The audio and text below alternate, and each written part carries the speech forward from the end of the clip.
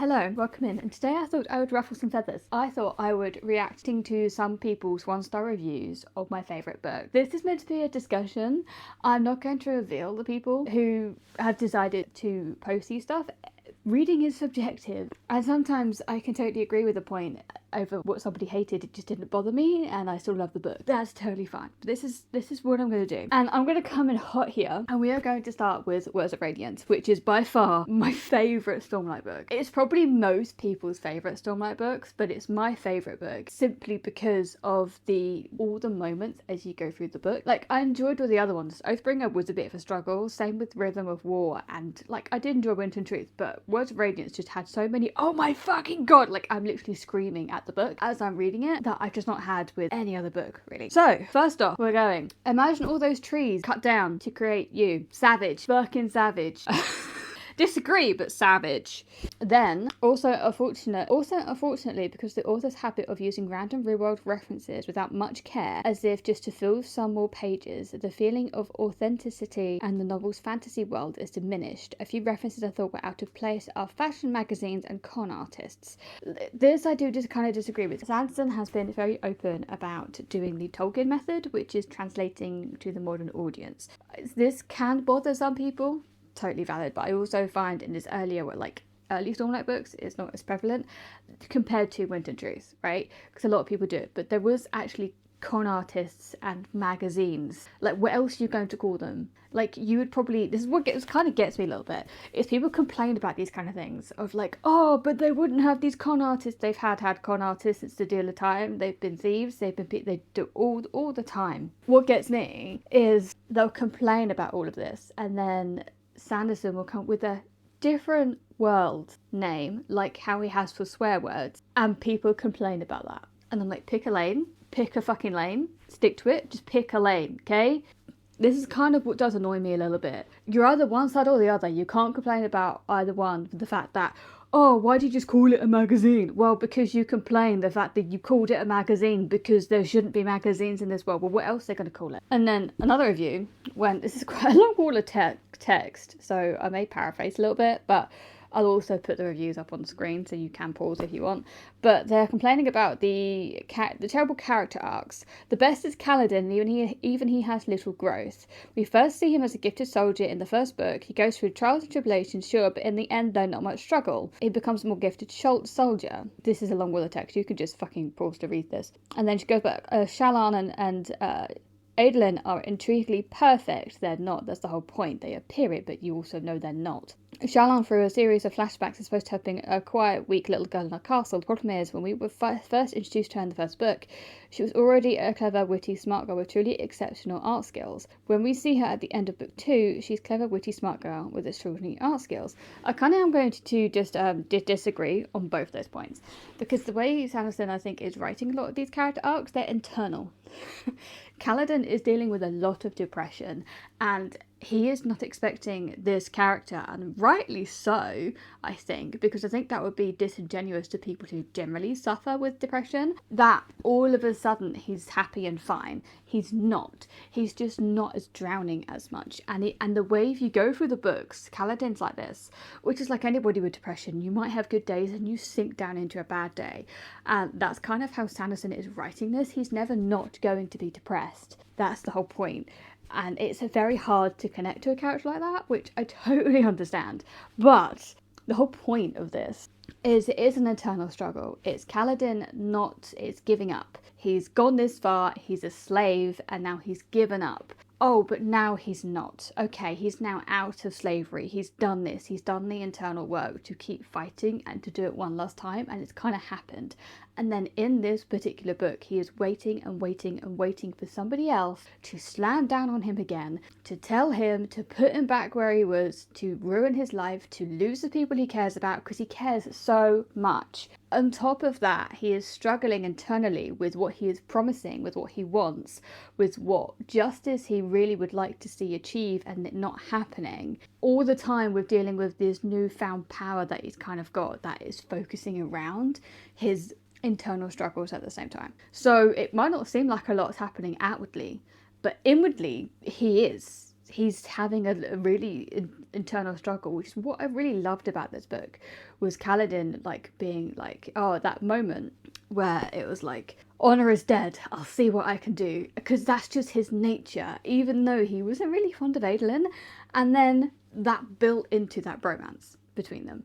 And then you have the ending as well of how Kaladin was wanting something so much, seeing somebody, knowing who they were, judging them for who they were, and realizing that they are the kind of issue and problem with a lot of things that Kaladin has been suffering, that a lot of people in poverty can, that he was the reason why his own family suffered. And then thinking, oh, I have my chance now to get revenge, but then realizing, oh, is this right? Is this wrong? Is this morally right? And having that internal struggle within himself as it's coming to like the climax of the book on what choice is he going to make. That's the whole point of these. And like Shallan's a little bit different.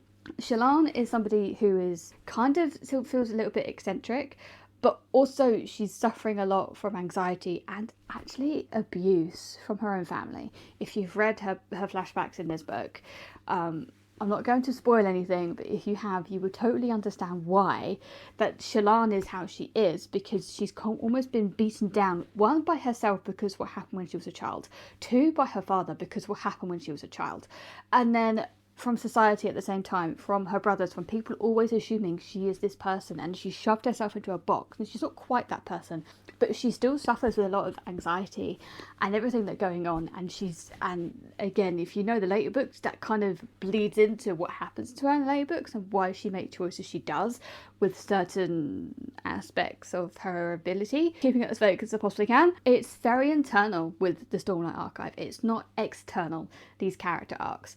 So, and it's subtle sometimes in their ways. And that's what I really like about these books, is the fact that Sanderson is showing you each and every single journey. And it's not all of a sudden by the end of this book, this character's fixed and it's fine.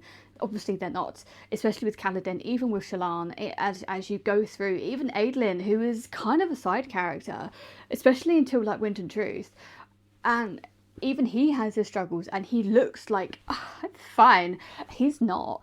And I really like that aspect of that, kind of the way that storytelling is showing people might look fine, actually they're not. So it's a complete different aspect on the world and on people, and you might assume somebody is acting okay when actually they could just be not. So I am just going, like, you cannot like the characters, but I do kind of disagree on the character arcs thing, because it's internal a lot of the time, and because it's going to be a 10-book series, he has time to explore on these character arcs, on the sense of, like, it doesn't have to be resolved within 1 to 3 books. He has 5 books to progress with these character arcs. And I think he does a good job. You can disagree with me, but I think he does a good job. This one is talking about Shallan's prose. I did not like Sanderson's prose for Shallan's chapters in The Way of Kings. In Words of Radiance, I did not like it even more so. I find it lacking and lazy compared to other traditional epic fantasy characters like Dalinar and, to an extent, Kaladin. I don't really see it, but I kind of do get your point, because a lot of the time, like, Sanderson has done a lot of work to write his female characters better. If you look at Mistborn, they're not brilliant, like, it's just Vin, right? And he put a lot of work in when he come to Stormlight, and I absolutely loved it, because a little secret here, I DNF'd Mistborn, went straight to Wave Kings and binged the series in 2 weeks. At this point, only book 3 was out, so I read the first 3 in like 2 weeks, right? I loved it. I loved the characters. I loved how he wrote the women. Then you go to Mistborn Era 2. We have something like Steris, and the other female character whose name I'm blanking on at the moment. You have both of them, and it is just, the way he's grown and written women is different. Now, depending on each character, you approach their prose differently. This is from a writer's perspective here, because I'm working on my book right now. I should be, but I'm actually filming this video instead. But each of their prose is slightly different.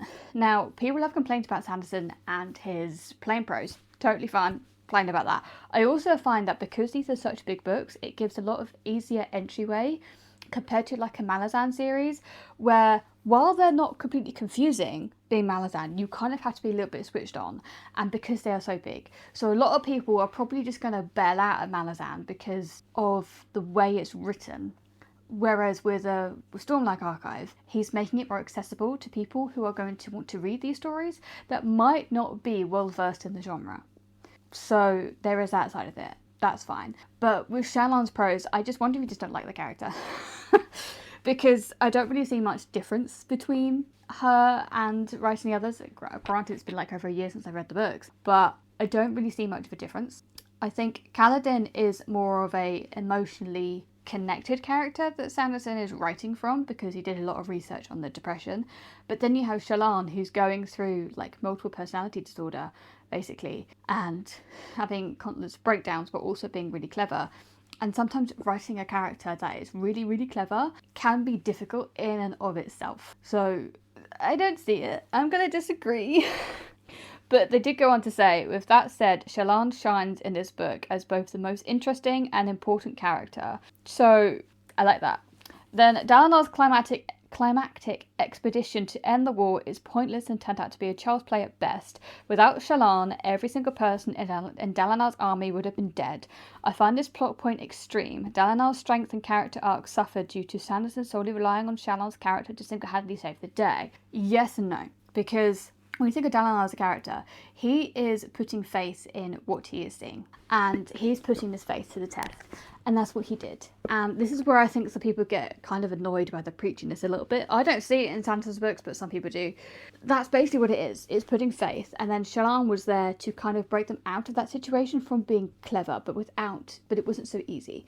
But there is also the fact that it's kind of, some people who complain about Shallan, I generally think are just misogynistic, because it's, in any other time frame, if Shallan was a man, if that was Kaladin figuring that out, I honestly don't think people would have much of an issue with Shallan being this clever, with Shallan being the one swooping in to save the day. But because it's Shallan, they're moaning on Dalinar and Shallan at the same time, and I just don't get it, because they had to get to this point. They had to. And Sanderson put work into Dalinar's character, into his belief that this is where they're going to go, across the Shattered Plains, to this moment. Holy shit, this isn't what we thought. This thing is happening that could potentially destroy us all. And Shallan is like, she has been working on this point with Yasna since book 1. And, well, beginning of this book, I was like, it's kind of the ending of book 1, it's overlap. But they've been working on this point, knowing what's kind of going to happen without saying what's going to happen, because everybody else would just not believe them, that what they've discovered about a certain creature that they are all using as slaves. And now she is there to sweep in and save the day through her brain. It's more of a, you're stuck in a rut. She's been working on this for a long time. She's now figured it out. She was the one who wanted to go on this expedition with Dalinar because she knew things. I don't get it. I honestly don't get it, because it does make sense from what happened with Shallan to that. Disagreeing. Now we're going to move on to Gideon the Ninth, which is another favourite of mine. A complete letdown, rated 0 stars. I don't know why this book is super hyped. The only good thing about this book is its cover. I despised every second of it. This is a Marmite book. Gideon, it's a Marmite book. It just is. You either like it or you hate it. And I think if you're a type of person who doesn't like to be lost while reading, that you like to be told a lot of things, you are just going to hate this book, so don't pick it up. But I do agree, cover does smash. This reviewer went, I really like Tasmyn Muir's writing style. I love the anachronistic language and was not bothered at all by the 21st century jargon. That said, the first half of the book builds on nothing that the second half of the book becomes. They're essentially unrelated and spent almost the entirety of the story fighting each other. There were too many genres. Why was it in space? Is it forgettable? A murder mystery, a scavenger hunt, who the fuck knows? Too many characters, too many alternate titles, which that can get confusing, I'm not gonna lie. Too many tangled storylines for this to work as a single book or even feel like a single book. Yeah, no, kinda. See it, maybe. I do get the point of the whole too many titles for characters, I kinda get that, but that's kind of the whole point of this book, because these are like necromantic nobles that they all have titles for things, so you would that's kind of sitting in, it kind of fits. So I can get why it's annoying, but it does kind of fit, right? Space, yeah, it is loosely in space, but it is still space, and as you go through the series, it's more so. It's not an Earth setting, and because they travel to different planets, it can't really be construed as just a fantasy. It can be construed as a space fantasy. I'd give you that. I do kind of disagree on like the genre blending, because it It's unique in itself because it blends the genre a lot, because it does what it does, and it does it really, really well. But that can bother some people. Maybe people just wanted a more simplistic story, and this is not a simplistic story. And then they go on to complain about the world building, which the whole point of this book and what Tasmyn does, she tells you fucking nothing. You were just shown it, because why would she, the author Tasmyn, tell you something that the characters already know? This is a type of story that you're just dumped in and you just go with it.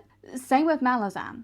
You're not told anything, you're shown everything. So if you want a story that is a little bit more telly, then this is not the story for you. Because on one hand, people complain about info dumps, and on the other hand, when you don't do any of that and you tell them nothing, people complain about that you don't know what's going on. That's the literal point of it. That's the point. People don't seem to get it. Somebody DNF'd this, 36%. To be fair, I will admit, on audio of this for the first time round, I was struggling. I had switched to the physical and I was like, oh, okay. Or I had to re-listen to the audio and then it was better on a reread. I have strong feelings about this book. I hated it. Wow. Very, very strong feelings. It was boring and badly written. Disagree. The characters are flat. Disagree. Especially the side characters are undistinguishable. It depends what you mean by side characters. There are some in this book that do become just kind of, they're just there, right? I wouldn't say they're flat, but they are just there for a point, right? Gideon was such a boring POV to be stuck in. That's totally wrong. How the fuck can you not like Gideon Nav? I'm sorry. That personal insult. She acts like a moody teenager and is just the most annoying character I can imagine. I did not like being in her head and listen to a snarky commentary. Boo's biggest shitload poop. This is what I love about Gideon. She is so outwardly gay. She loves her dirty magazines. And she is there against her will. And she is just going to bite back and be like, okay, I'm doing this, but I'm going to tell you I don't like doing it. Is kind of Gideon Nav, right? While also being unashamedly attracted to women. That's just Gideon. So I understand people might not like her, but I do. I found she was a very, very strong character, and she is what made me read the rest of this book.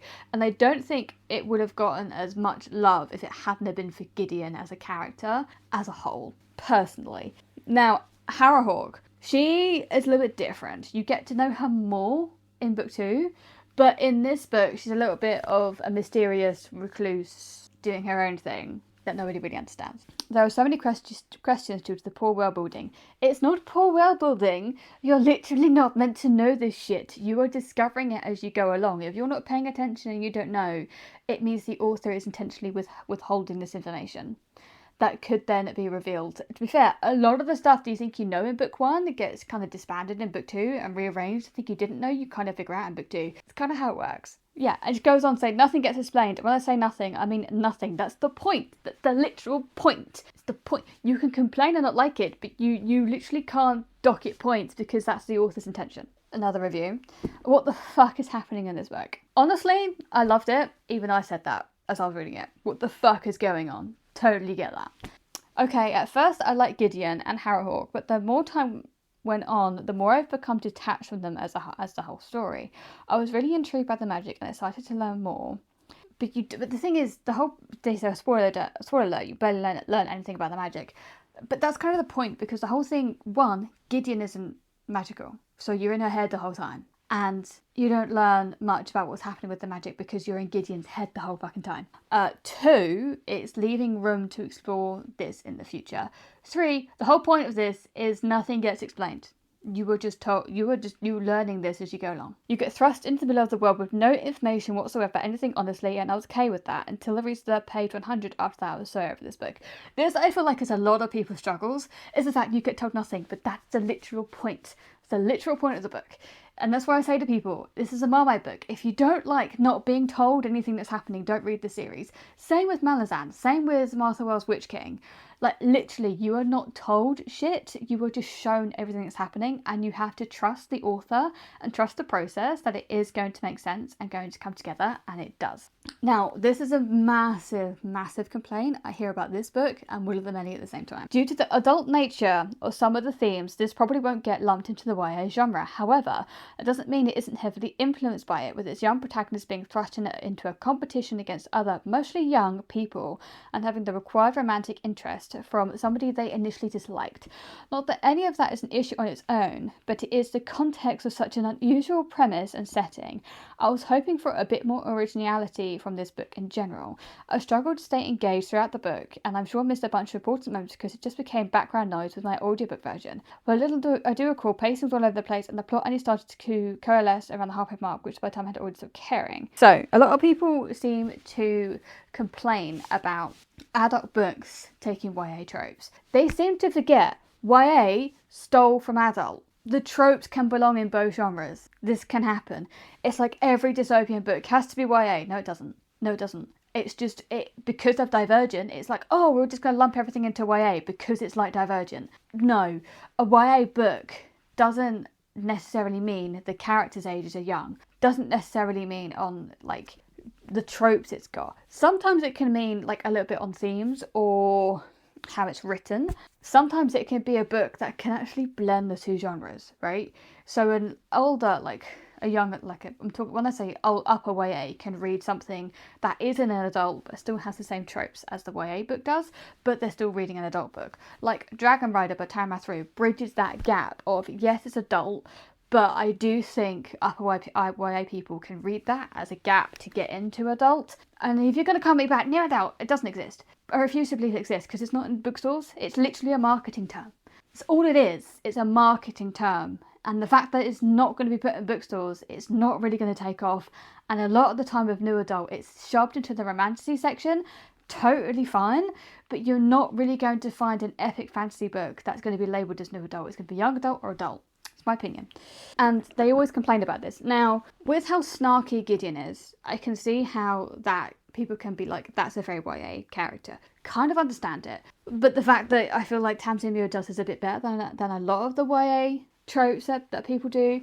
So I honestly don't get it, and I don't understand the people complaining about it. I understand if you are going into something and you want something with a bit more theme to it, a bit more deeper discussion, then you can be like, oh, I wanted more exploration on a deeper discussion, which a lot of adult books do, because sometimes you're limited a little bit in the YA genre on how much you can say about certain themes and topics. But sometimes just because it's we're here for a fun ride doesn't necessarily mean it has to be young adult. This is gonna hurt some people. This hurt me, and to be fair, when I was looking for Fool's Fate reviews, I struggled to find some that had any kind of coherency that I could even discuss. Because so many people love her series, and so many people just rated it 1 star and just no comment. I was like, I don't know about that. Saddling the protagonist with the stubborn, miserable, angry, retarded man. He has to be retarded so he can process information we desperately need, but be unable or unwilling to give it over until just in the nick of time. And the torturing to death of my favourite character by another senseless, poorly capital E evil villain. And yes, I'm done here. This is ableist. Not gonna lie, this is ableist. I know the character they're talking about, and it's Trick, and I loved him because I saw bits of me in him. As somebody who is as autistic as you can come across, I saw bits of me in him. And I saw, yes, he's slightly nonverbal, but he also has all this power and with the skill in Fool's Fate. And yes, I like the fact that Robin Hobb showed the frustration between, is it Trick or Trip? Trip, I think. Oh, I'm even fucking forgetting the character's name. Between Fitz and this character. Because it is frustrating when you're caring for somebody who needs all this care, who is struggling in society. So even people who can talk well on everything, we still struggle because it's not built for us. Because it's everybody else, you have to act like this, you have to act like that. Or it's, what do you mean? It's just, everything is just confusing. And we can communicate, whereas this particular character couldn't really communicate very well. But that dynamic of, yes, it's frustrating, but still Fitz went back for him every single time was just brilliant. And as you read through the last trilogy, you find that he does like kind of come back in a different kind of way. It was very like bittersweet in the last trilogy, but also what you kind of would expect to happen. I can't really elaborate more without spoilers on that moment, but just the fact that he has so much power, but he struggles with communicating and being in this world. And when you learn in a way on what happened to his mother and what happened as a childhood. You totally understand why he is a little bit the way he is, even though he was born as he is, but he's gone more and more into himself because of what happened. Because so many people do not understand when you're different. You're different. It's no matter what you are. You can be gay, trans, on the spectrum, whatever. People, especially if it's visual, people look at you like, what do you mean you're different? And people are mean because they don't understand it and they're kind of scared of it a little bit. And this is what Robin Hobb was really showcasing in this. And the fact that you hated this character literally and used the R word for this, I was like, no. Like, some people, my brother calls me that just for fun. I don't mind that because he doesn't really mean it. But when people are literally using it as a derogatory term, I'm like, no, that's out. And that's just completely ableist, in my opinion. And get in the fucking bin. Because, I'm sorry, you cannot like a character but literally hating it because they are just different. And I don't know if Robin Hobb pulled from people with autism for this particular character or not. I'm not saying this character is, but there are certain traits that kind of do overlap a little bit, and places where I would see myself in him like, oh my god, yes. While reading through that particular trilogy, and how difficult it is when you have somebody trying to care for you and them not understanding necessarily so much on what's going to happen, but still Fitz never left him. He was frustrated, understandably. Even I probably would be, and I think even the character was as well, but it's we're still there. No, get in the bin. This one was funny. Can I unread a trilogy? I might do that next time I hate a book. Like, can I unread this? I really wish we were able to. But honestly, if you weren't liking it, DNF. I know someone is claiming that his book is so long. The quest was established in the last book. Go find the dragon. From that point, it took about 500 pages to leave. Then another 500 just to reach that. I don't know what book you were reading, but this was not 1,000 pages long. The end was great, but I was so bored at that point. There's a character who spends most of the book being a pain in the arse and annoying the main character and me. Again, this is falling back on that particular character who is struggling with the world. And I understand that they can be annoying, but also have a little bit of empathy and think about from their point of view that they are really, really struggling, more so than you. And if they're struggling to even communicate at the same time, that makes it doubly harder. And then this is a very, very minor spoiler for the series. It's not really, but the end is a massive letdown. There is only one romance that made any sense in this trilogy, and she copped out because it was between two men.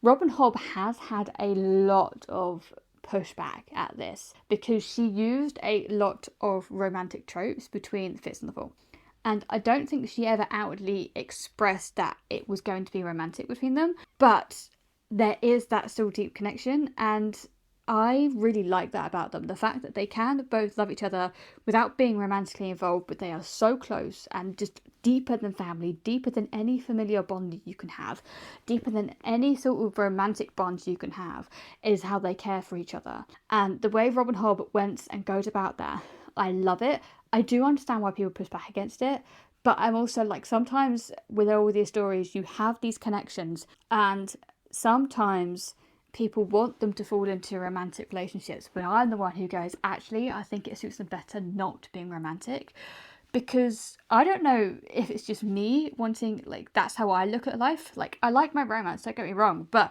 I'm also like, not everything has to be a romantic relationship. And I've read the ending of Fitz's story. I've read the last trilogy, and it is, the way that ends was perfect for those two. And I know it's going to leave a lot of people disappointed for this reason, but for those two characters, that's how it's meant to be.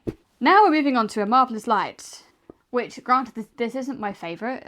It's the third book in the series that's my favourite, but I feel like more people have read this one compared to The Bower Unbound, because I know a lot of people didn't like book 2, so I feel like they would have drifted off after that and not read book 3, even though that was like the best relationship. The magical system makes no sense whatsoever, and any experiment or interest it may have had is swiftly stomped on by the nonsensical, grueling, repetitive explanation of stuff I did not care about. Tell me one more time about this Marvellous Light, please. I didn't get the first 3 times you said it, while simultaneously hand-weaving anything that was actually interesting. I think the point of the magic system is meant to be soft magic system, so you're not really meant to understand everything about it. So that's a you problem. The characters are paper thin, their romance was completely unconvincing. They didn't even appear to actually like each other before they had way excessive explicit intimate sex, and suddenly couldn't live without each other, while still seemingly strained and distant towards each other. Have you not heard of romantic tropes? Have you not heard of rivals to lovers, or like reluctant? Is that a trope? It is now, to lovers.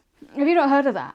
And also, the whole point, and what I like about Freya Marske is within her explicit scenes, she still adds emotion, and it still brings the couples together, even though they might not be fully on board with all of these things. It's not just there just with the explicit scenes. It's there as a character building, bridging moment between these two. So then they kind of go, oh, actually, I've seen this side of him here. I've been vulnerable with this person. I've been seen a bit more here. I know what they like, and that you kind of understand a little bit more. Whereas sometimes I feel like if it can happen outside of it as well, but I think it adds more a little bit when you learn to be a little bit vulnerable within these people. And saying it didn't further the plot. The whole point of you're talking about like the plot of the book. And the romance side of it, no. But the romance side, yeah, it did. I really didn't enjoy this. The whole book felt very flat and boring. I don't usually mind slow plot if the characters are engaging, but they weren't. They're so one-dimensional that they are hard to distinguish as their own people, and therefore I didn't really care about them. The romance seemed to be more sexual attraction than anything, resulting in very long sex scenes that felt very like reading gay fan fiction. Now, with this point, this is my problem with a lot of romantic books, and yet if it was straight, for some reason, that is not brought up in reviews. Like the Hurricane Wars, which I did DNF. Like the whole, it's supposed to be enemies to lovers, but the whole time she's fighting this guy she's like, he's so hot. Oh my God, he's so hot. He's just so hot. I'm like, fucking get over yourself. Like, shut up. We get it. You find him attractive. Whereas with this, what I like about Freya Marske is she builds things on character and attraction that way. And yeah, you are going to be attracted to somebody you like. That's just going to happen. Like, unless you're literally writing an asexual character who's so sex averse, you are not going to write a lustful, like a non-lustful romance. It's just not going to happen. So I don't get it. Fan fiction side of it though, I don't see it, but I can kind of understand why some people might, because a lot of people do come from fan fiction, and a lot of the time those explicit scenes are not done very well, they're not written very well, and then when you're reading fan fiction, you kind of expect that, so you kind of already have this kind of like, oh, it's kind of what I'm expecting, but then when you read a traditionally published book, you're like, what? I wanted more from this because it's not fan fiction. So I didn't personally see it, but I'm also not going to say you're wrong. I think it had been intended as an adult version of Harry Potter. I wish the rest of the story was as rich as the romance parts. This kind of bugs me because I understand HP is like really, really popular, but does every story with magic that centers around warlocks, wizards, whatever, have to be referenced to Harry Potter?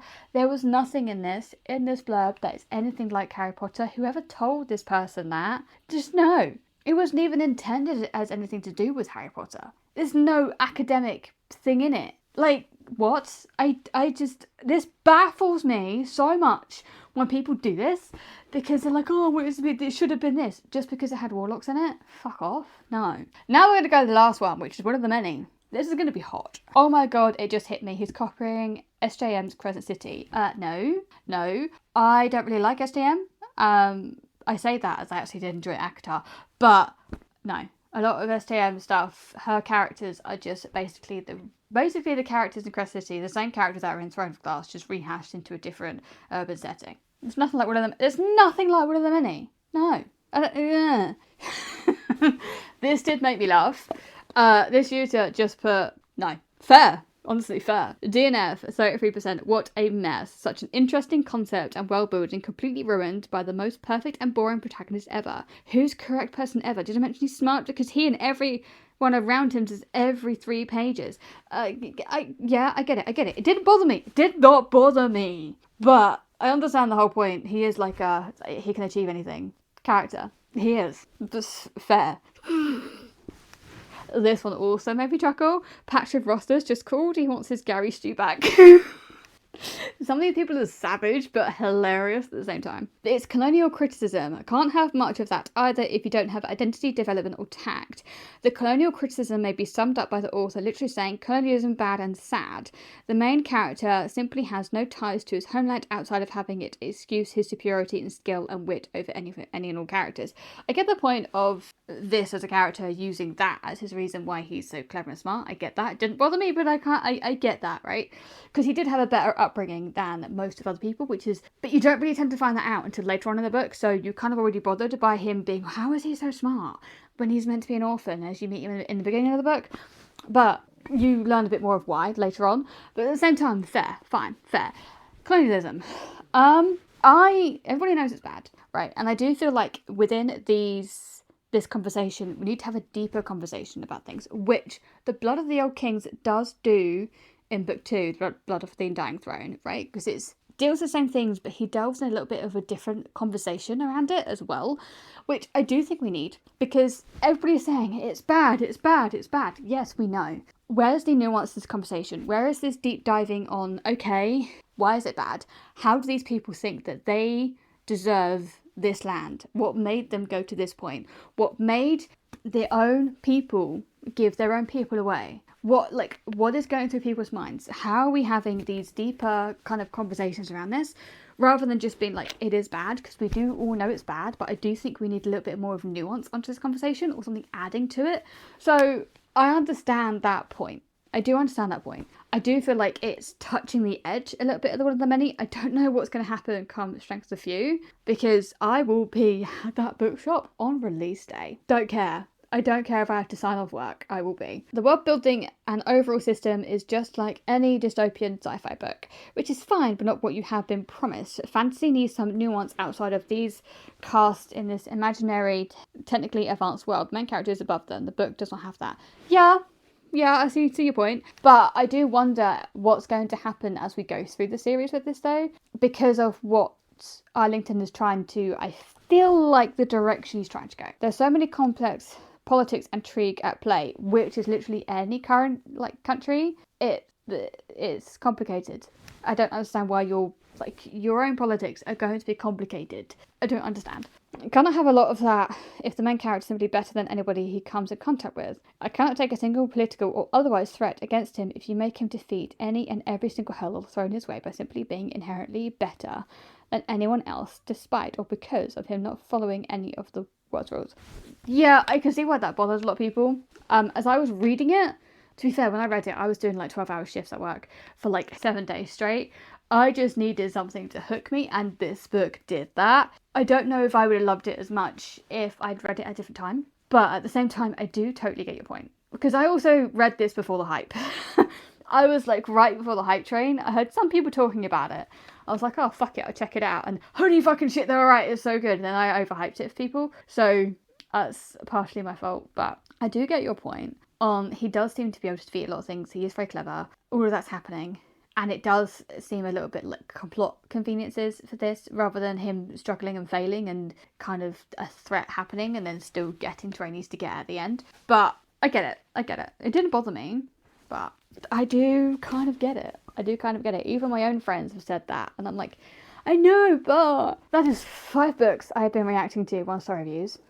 And I hope you enjoyed. Let me know if you agree or disagree with any of the reviews said, and if any of these reviews have actually made you want to pick up these books or not. But I hope this was a nice discussion, and let me know what you thought down below, and I will see you in the next one.